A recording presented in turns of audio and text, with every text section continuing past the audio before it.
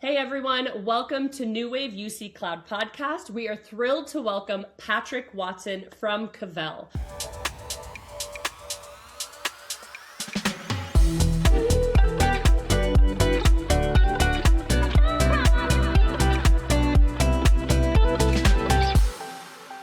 So Patrick, for those who are unfamiliar, can you just tell us a bit about yourself and Cavell and, give us your background? So Patrick Watson, Director of Research at Cavell. I've been in this space probably not as long as everyone else has been in it, but Cavell, we've been in it a long time. For more than a decade, we've been conducting market research in the communication space, but also more broadly than that, across a range of different technology areas, primarily looking at market sizing. So how many business telephony users or how many contact center agents are there in America or the Philippines? We've really branched out that research, and we do that in a composite of different ways. We speak to providers like NUWAVE, we speak to vendors like Microsoft, we speak to service providers and telcos, and also every year we survey tens of thousands of businesses to understand their attitudes towards technology, how they use those technologies. I feel like you've kind of got your pulse on things in terms of what innovations we haven't heard of yet, because you are the data analyst, you're collecting and you're actually analyzing it. So with that, getting into some questions here and the knowledge and expertise that you share, what is one thing you think most people misunderstand about the current landscape in UC or cloud comms in general? One of the perceptions that we get really carried away in when we are based either in North America or Western Europe, or the UK as my primary base, is to think that all of the market is already cloud-based, and that is not the case. At Cavell, we look at global data, so we cover telephony and communications data for more than 190 countries. And if you look on a global basis, there's something like 430 million business telephony users globally. Only around a third of those, slightly less, 25-30%, are actually using cloud-based, so publicly hosted multi-tenant solutions for their communications. The vast majority of the world isn't cloud, and I've been doing loads of research recently on APAC, so looking at the APAC region, so Southeast Asia, and a lot of those countries, the penetration is going to be significantly less. So you're going to be talking about, maybe 10-12% of users using cloud. So I think that's sort of one myth, that everything is cloud. It's really not. In fact, the majority of the world and the majority of communications globally not using cloud-based solutions. A lot of it's still premise boxes and copper lines all over the world. So the intelligent workplace, this is the idea that you've been promoting, you've been talking about on your website. You've got some really great information on it, and I really, really enjoy it. I think it's really interesting. So I want to discuss that a little bit and how you're essentially taking these layers and helping them and ensuring and designing a system where they're all converging and they're not staying siloed. So for someone who hasn't explored your website, can you give us a little lift in detail on the intelligent workplace? The intelligent workplace it's not a thing that exists. It's a hypothetical concept that we've been working on at Cavell. One of the things that we did, so as I said, we speak to tens of thousands of end user organizations every year and ask them, what technology do you use? What have you adopted? And we were trying to create this concept of what a business is trying to do with its communication. So at the core of the intelligent workplace, ultimately you've got, and you made the point earlier on, you've got user requirements. So they want to communicate, they want to collaborate, and they want to be able to analyze data. And now increasingly they want to be able to leverage data intelligence on the top of that. And traditionally, that has been done in various different siloed systems. The concept of the intelligent workplace is using open frameworks, APIs, and also going deeper than that into truly embedded applications, and allowing these systems to talk to each other and data to pass seamlessly through them. And what that allows is not only data transfer, but also the automation of a workflow. And then the final piece of the intelligent workplace is, so you've got these open integrated systems. You have to be able to, going back to your original point, wrap all that in security and compliance. And that, I think, is the key piece. And you mentioned security. We've got security as the outer layer of the intelligent workplace. In the enterprise research that we've done, we asked businesses, what are your top strategic priorities for communications? And 2 or 3 years ago, if we go back to 2022, security had disappeared from the top 5 options that were selected. In the last 2 years, it's now back into the top 3, and it's gone sort of hand in hand with the rise in demand for AI, the focus on using AI and the scrutiny on the data that is needed to equip effective AI is also increasing this demand for security and compliance. So to your point, it's really important. It's a key component of this intelligent workplace, which is a hypothetical concept for open and integrated business systems, and ultimately what we think end user organizations are trying to achieve with their technology. The intelligent workplace not fully being realized could be part of the reason why folks are slow to adapt. And, this is me just hypothesizing here. You're the one with the data, but coming back to kind of one of your original points, what are some of the reasons? Do you have answers as to why there's such a slow growth in a world where it's just technology is exploding? You'd think everyone would be at cloud comms at this point. It depends massively on where you are. If you take 450 million, just round up for ease of maths, telephony users globally, around 25-30% of those are using cloud solutions at the moment globally. If you look at the US, so in the US you've got 80-90 million business telephony users, and the percentage of them using cloud communications is much more like 65% of the market. So the penetration rate is significantly higher. So in a really advanced technological market like the US or the UK, or you look at somewhere like Hong Kong, for example, the adoption of cloud-based solutions is much higher. If you go to, and as I said, so I'll use APAC as an example because I've been doing some research there recently and talking to a lot of providers. If you look at a market like Indonesia, for example, really big market, and a lot of people don't realise, how big, 200 million people plus population, really massive country. A lot of the communication solutions there are legacy premises-based solutions, and partly because of a lot of the reasons that you talked about. So fears over data sovereignty, fears over security of a cloud infrastructure, fears over connectivity, but also additionally cost. These markets are incredibly cost conscious, and they've still got, they've leveraged a capex investment in these premises-based systems. And on the whole, like we saw a decade, 15 years ago in the US and the UK, they're going to utilise those systems until they really reach the end of viability. So it's a composite of those different things. I think you've hit on a lot of them. Sovereignty, but we should never discount cost, I think. And ultimately, as proponents of cloud solutions, and I mean that as a sort of the royal we need to do a better job of extolling the virtues of the cloud. So that flexibility, all of the additional features and functionality and additional tooling that you can bring down from the cloud. It's that we need to look at in those particular markets. But it does depend where you are geographically in terms of that adoption. But you actually kind of remind me that it brings me back to this thought, and part of a conversation I had with Tom around there's also opportunity, because sometimes when you wait to make these adjustments, there's a little bit of work that gets worked out, and new innovations of course come to the table. So you get to kind of pick and choose and fetter a little bit more realistic and healthy ecosystem. So there can be advantage, and it's almost like there's prime opportunity to get ahead almost, because migrations are challenging. And if you're doing a million of them over and over, then you're just going to exhaust everyone. So if you take the US as arguably the most advanced technological market in the world, what has driven that migration to cloud is the competitive nature of the market. So outside of communications. So if you're an insurance provider competing with X thousand other insurance providers in the US, you want to offer your customers the best service possible, and you want to offer your internal users the most efficiencies and productivity gains possible. How do you do that? You invest in emerging technology, cloud technologies that are going to offer you the best things. I think what we're going to see in a lot of those more developing markets is a real drive caused by internal competition within the verticals. That desire to outcompete is going to be one of the key things that we see accelerate cloud growth in some of the markets where it's slightly less mature.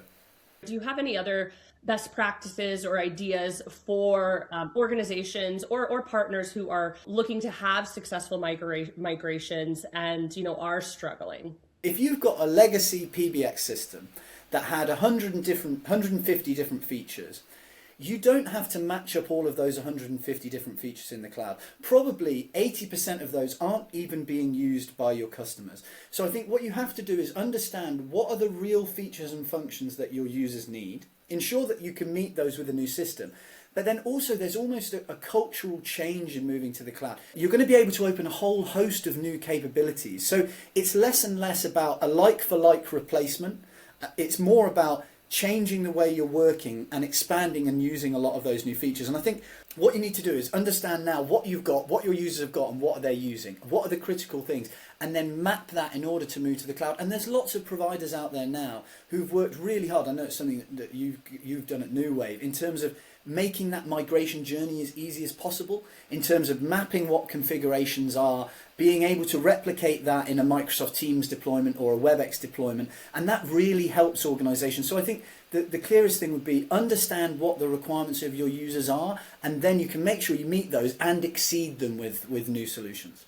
Really exploring the tools that are available is important, but I love that you touch on the cultural aspect as well, because that is essential. You have to know and kind of ideate and develop what that culture of collaboration is going to look like. The cultural point is so important, because if you try and work in the way that you've been working previously, you're not going to get all the benefits of a new system. We've managed to get this far, and I've bingo carded it with AI already, but we talk about the benefits of AI and how important that is. If you work in the same way that you did with your traditional PBX, you're not going to be able to take all advantage of all the new emerging technologies that are out there. So, for example, we have seen a real uptake in migration towards WebEx calling from what you'd consider more legacy Cisco solutions because of some of the migration solutions that are out there in the market now.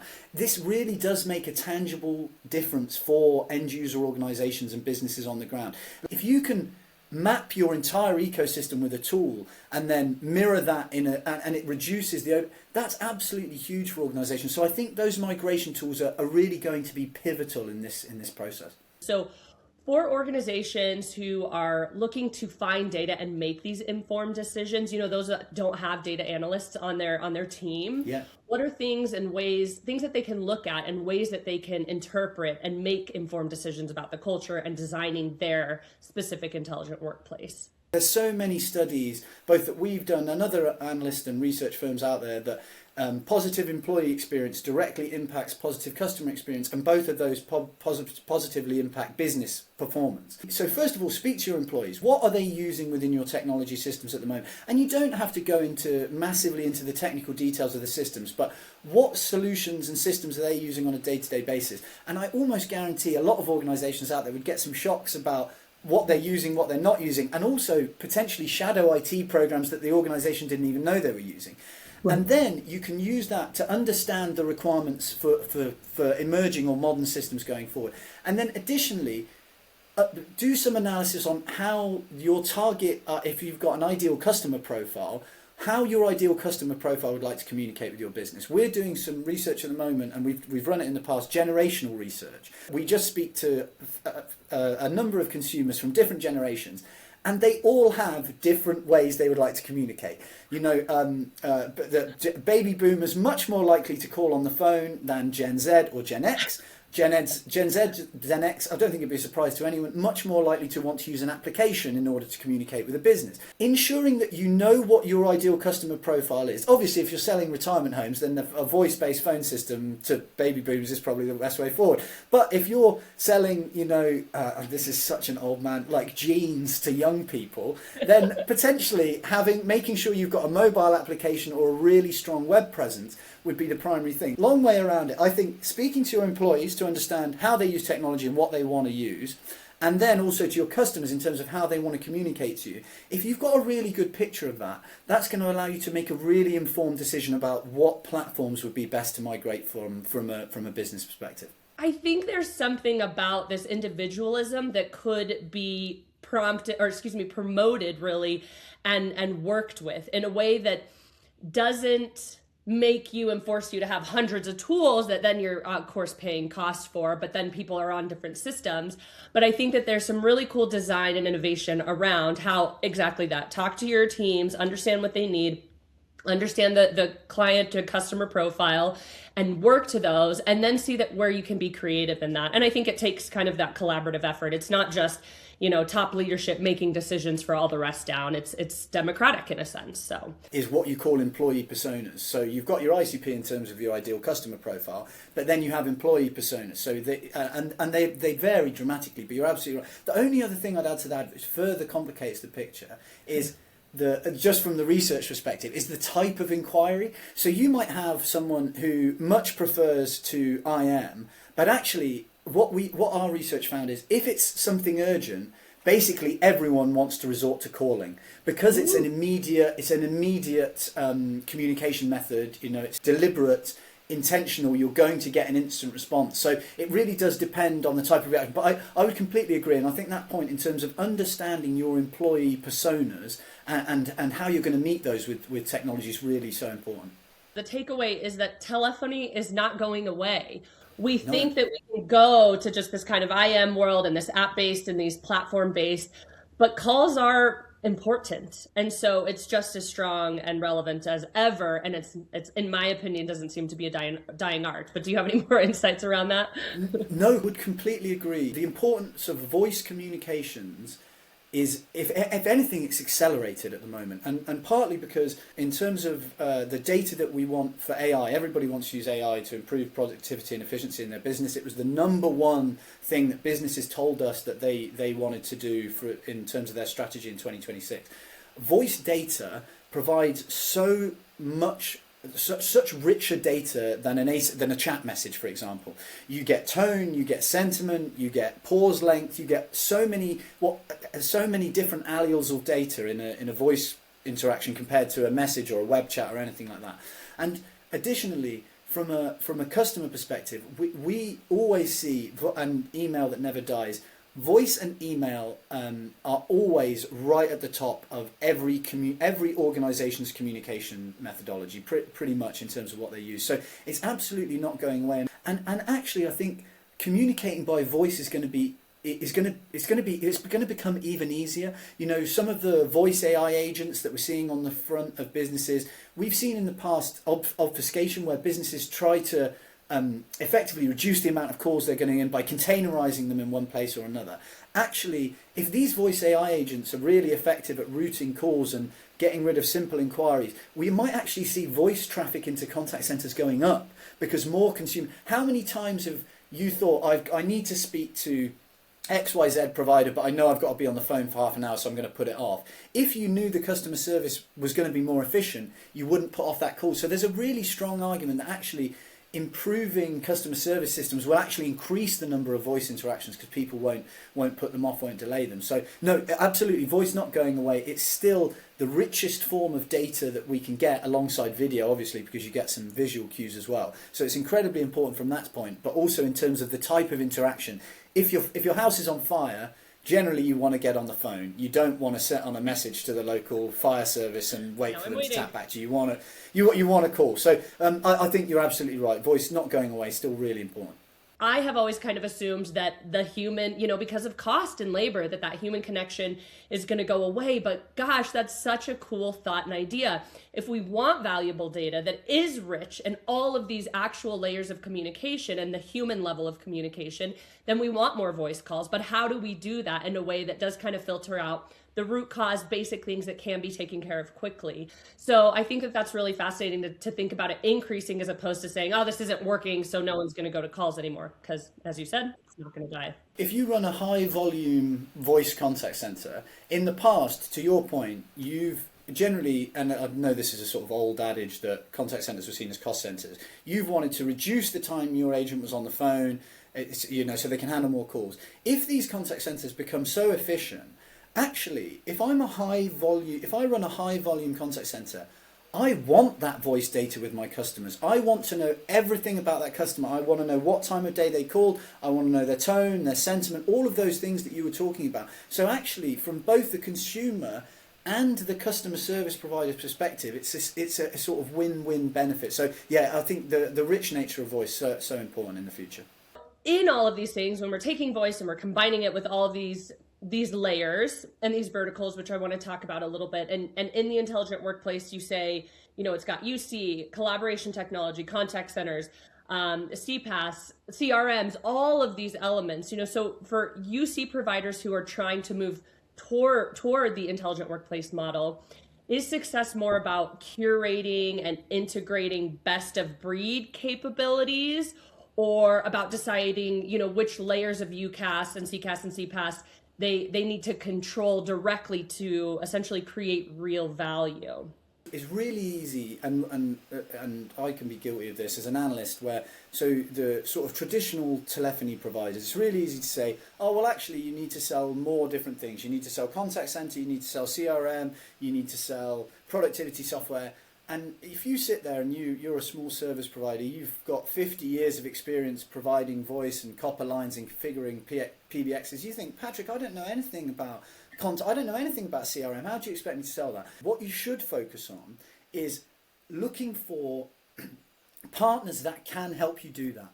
So looking for partners that can help you sell customer experience solution and contact center. Looking for partners that can make it easy to sell CRM. I know in the US the agency model is incredibly popular. It's growing in popularity potentially in Europe as well, because actually you just want to be able to pass a lead over to a provider who might be able to take that up for you, and you're going to take a proportion of the revenue. But the key point that you made there, and I was literally just working on some data before I came on this call. So we did a study, this is last year, so 2,000 businesses across the UK, the US, Canada, France, Germany, Australia. And we asked them, what are the top criteria when you choose a new telecoms provider? So number one that came back was price, which I don't think is a surprise to anyone. Everyone, you've got to be value conscious. Number two was integration capability. So how well can you integrate different systems together? Because that's what organizations want to be able to do. They want to be able to integrate telephony into different systems. They might not expect you to be an expert in CRM, but they might want you to be able to put that voice technology into a different platform or take the data out. So I think, to your point, if you're a provider out there, I appreciate it's going to be impossible to be an expert in all of these different areas, but you can find partners who will help you. You can help reset. You can sell those products. You can look to generate additional margin revenue streams. Also, you can be an expert and increase your expertise in integrating different software. If you're an expert in telecoms, look at call recording, look at voice analytics, look at IVR, look at intelligent virtual agents on the front end. Look at something that is voice telephony adjacent as a first point of contact. That would be my sort of key instruction there. In plain language, help us understand what verticalization means and moving away from horizontal UC. And when we talk about verticalization, we are talking about specializing your services for a specific industry. So from our research, the ones that are primarily targeted by communication providers are healthcare, tend to be local government, retail, financial services, often education. Those five, because they're so big, it makes sense. So, and when we talk about verticalization, we looked at it in three different layers from the Cavell perspective. So we wanted to understand exactly what you wanted to understand there with that question. So what do we mean by verticalization? So we are service providers. Do you have specific marketing collateral for a vertical? So do you say on your website, oh, we serve healthcare organizations and we have special solutions for healthcare? 90% of the service providers that we talk to, and this is a survey of over 100 service providers globally, said that they have some sort of vertical marketing collateral. So that's what we consider the first stage. You're talking about verticals. You're saying, oh, we serve the healthcare industry. But then we thought, maybe it goes a bit deeper than that. So secondly, we asked about, do you have bespoke product integrations that would integrate into a vertical marketing? So as we know, in the US or the UK, a lot of healthcare organisations, and I'll use that as the example, have specific healthcare applications that are used for patient management records and all of those different systems. So we are service providers. Okay, you've said you're talking about healthcare, but do you have specific vertical integrations or products that work with healthcare solutions? Only 46% of providers said they did that. So you've got 90% of people saying, yeah, we talk about healthcare. Less than half actually have developed any products. And then we went one stage further. So we said, have you got specific staff within your organisation who are experts on this particular industry? So experts on selling into healthcare, understanding their requirements. They've got other customers in this sector. Only around a quarter, so 26% actually had that. So you've got these different layers of verticalization. You've got talking about verticals, you've got actually having products specific for verticals, and then you've got having expertise in-house and dedicated staff for those verticals, which decreases as you go down. So that's the sort of key piece. It's focusing on those verticals, but in different ways, either with marketing, product, or your staff. So are there specific verticals that are adopting UC differently or more rapidly than others right now? So the boring answer is actually there isn't as much vertical variation as you would think, but the ones that adopt it most rapidly everywhere are information and technology sector, which I suppose you would expect. They're generally used to using technology. They tend to be on cloud-based platforms.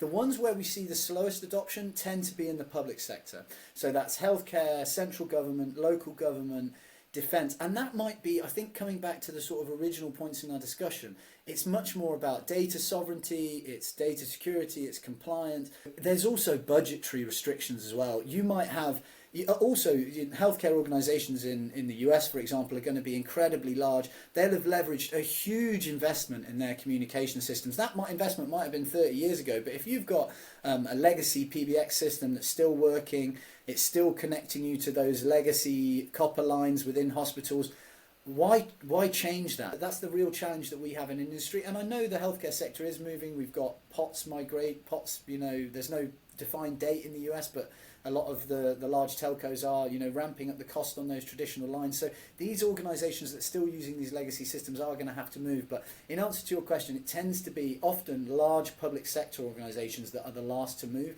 And it's not their fault. It's because of the complexity of their estates.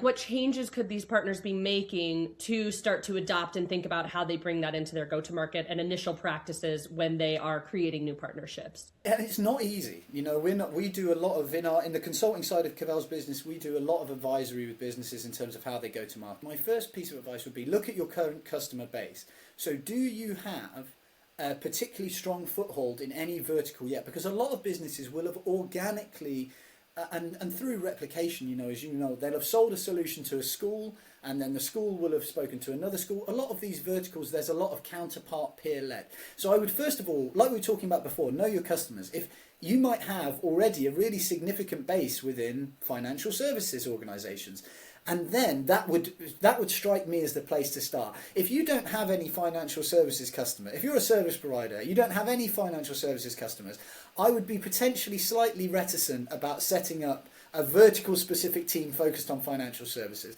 So I would go with what you know, see if you've got a large amount of customers in education. Then can you look at, okay, what do those education customers use? Could I create a bundle that includes a package similar to what the other educational establishments that we serve take? Could I create similar marketing collateral? Could I create case studies based on my other educational establishments? Could I use the integration that we developed for X high school and roll that out further? And then already you're starting to create this vertical package. So I would say look at what you know and build on that. Okay, so I want to move into one of our final topics, and it's the big one, which we've touched on lightly, but AI. Just your recent forecast, you have said that AI is going to move from experimentation into, strategic infrastructure. And I actually did talk about this a little bit with Tom as well in our podcast session. And so I just want to hear from you what this means and really what you're reading into here that we're not aware of yet. The number one priority for businesses of all sizes was to use AI to drive a better efficiency and productivity. When you actually start to ask organisations, because it's quite nebulous what is efficiency and productivity, they don't actually know, and that's where they rely on their technology providers. I mean, there's a phrase that we use a lot, and I'm guilty of using a lot, called understanding the art of the possible.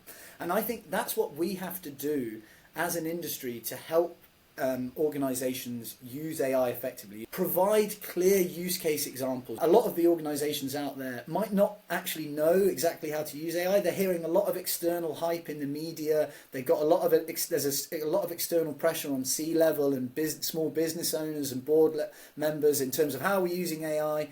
Actually, from the technology side, it's really understanding those simple use cases. So transcription and auto-summarization saves everyone X percentage of time per meeting. That is an immediate thing that you can kick back to the business. And there are other use cases out there where you can demonstrate sort of tangible ROI.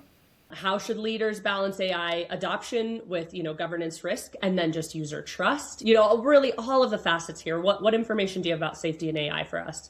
We did a lot of research over the past couple of years. AI has obviously been the sort of buzzword topic since, I think, the whole time in the industry, but it really accelerated at the end of 2022 when OpenAI made the real leaps forward with ChatGPT, and suddenly everyone jumped on the AI bandwagon. A lot of it was marketing hype, but a lot of that's now come to fruition. So What we did a lot of research. So we asked enterprises first of all. So this was a couple of years ago now. We asked, do you have an AI policy? And you'd be amazed. Actually, only a really small proportion of businesses have any sort of AI policy. So where, as an employee, where am I allowed to put data? Can I just go to ChatGPT and put all my and say write this email? So the first piece of advice to any business would be, and you can get the templates online and you can tailor that to your exact requirement, would be have an AI policy within your business that allows you, have it in your company handbook. What are businesses allowed to do with in terms of AI? Do you only want them, you don't want them to touch it? Fine, put that in detail. I think that's a really key thing. I think if you're on-prem, generally they're very secure, but there's some other security differences in terms of that prem base. But in the cloud, it really seems to be table stakes. What I would say though is make sure that you know what systems your users are using. Are they using your system? For, if you've got your cloud PBX solution, are they using that? Are they using WhatsApp on the side? If you sort of know what your employees are doing, then actually I think you can really work on the data security and sovereignty side. And we get a lot of, we're a European-based organisation. The majority of our business comes from the US. European organisations now are really concerned about where their data is going. Is it going offshore? Is it going into different countries? But if you're an end user organisation, you can speak to your technology provider and say, oh, where is my data stored? Where is it going? Microsoft, as an example, Cisco, as an example, incredibly good at letting customers know what data center will be processing their individual data. You can select for it to be in specific data centers that don't go out of regions. It's a composite of different things, but I would start with the users. So try and help your users understand where, if you're a technology leader in a business, you're a business owner, what do you want your users to be doing with AI? Do you want them to be using it at all? And then help them, build them a framework of how you want them to use it without breaking the rules. And that at least is going to provide you the sort of first layer of security and guidance. So, I think, again, this is an extreme example, but does the AI, the security elements and security in general around, the intelligent workplace, all of it, does it slow the UCaaS adoption, or is there a way that we can refine that a bit?